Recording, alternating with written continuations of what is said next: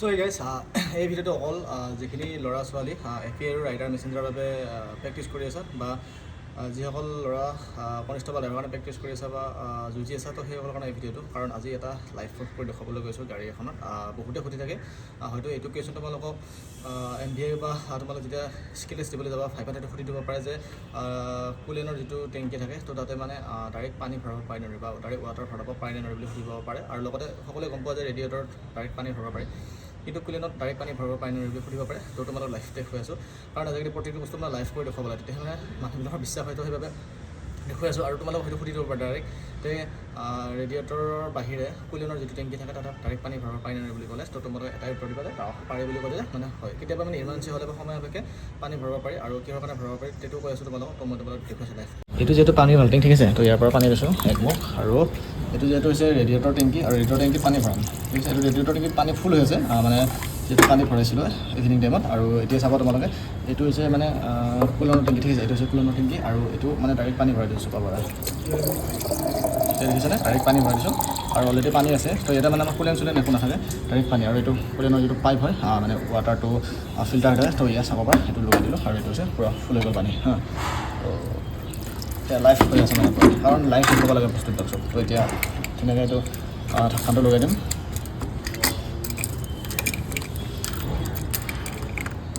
তো এতিয়া ঢাকনটো লাগি গ'ল আৰু কৈ আছোঁ তোমালোকক কিয় কাৰণে মানে ডাইৰেক্ট পানী মই এতিয়া কৈ আছোঁ তোমালোকক তো গাইজ ইয়াতে মানে এখন ফেন থাকে ঠিক আছে যিখন ফেনে নেকি ইঞ্জিনটোত হিট আৰু মানে কুলৰ মানে টেম্পাৰেচাৰটো মানে মেইনটেইন কৰি থাকে তো সেই যিহেতু ফেনখন আমাৰ বন্ধ হৈ আছে আৰু ইয়াতে মানে যদি কুলেন যদি আমি ভৰাওঁ তো মানে লগে লগে চেছ হৈ যায় তো সেইবাবে কুলেনৰ টেংকিটো বেয়া বুলি ক'ব লাগিব ৰেডিয়েটৰ এইটো কিবা এটা বেয়া হৈছে কাৰণে চ' আমি কি কৰিছোঁ যে এইটো মানে ইয়াতে ডাইৰেক্ট কুলেনৰ ঠাইত মানে আমি কি কৰোঁ যে ডাইৰেক্ট পানী ভৰাওঁ চ' সেইবাবে মানে এদিনত এক টেংকিৰ পৰা পানী লাগি যায় যিহেতু আমি বহুত ফুৰা হয় তো এদিনত এক টেংকি পানী লাগে আৰু ইয়াতেও মানে প্ৰায়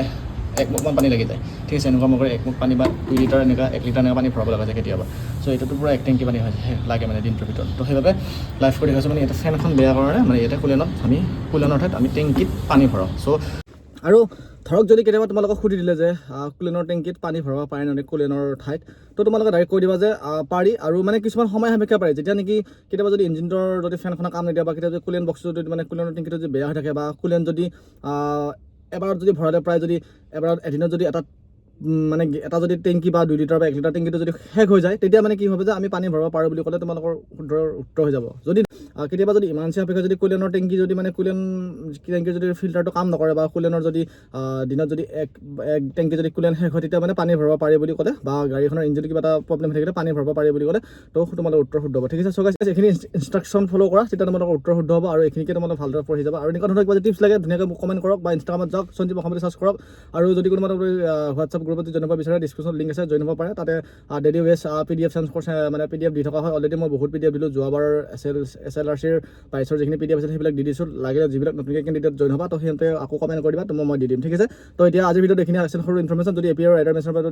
মানে প্ৰিপেৰেশ্যন চলাই আছা বা কনষ্টেবল ড্ৰাইভাৰৰ কাৰণে যদি প্ৰিপেৰেশ্যন চলাই আছা তো কমেণ্ট কৰক কেনেকুৱা টিপছ লাগে দিবলৈ চেষ্টা কৰিম আৰু যদি কিবা সুধিব লগা আছে মেছেজ কৰিব তোমালোকে ইনষ্টাগ্ৰামত যোৱা সঞ্জীৱ অসম নহ'লে ডিছক্ৰিপশ্যনত লিংক আছে চাৰ্চ কৰক আৰু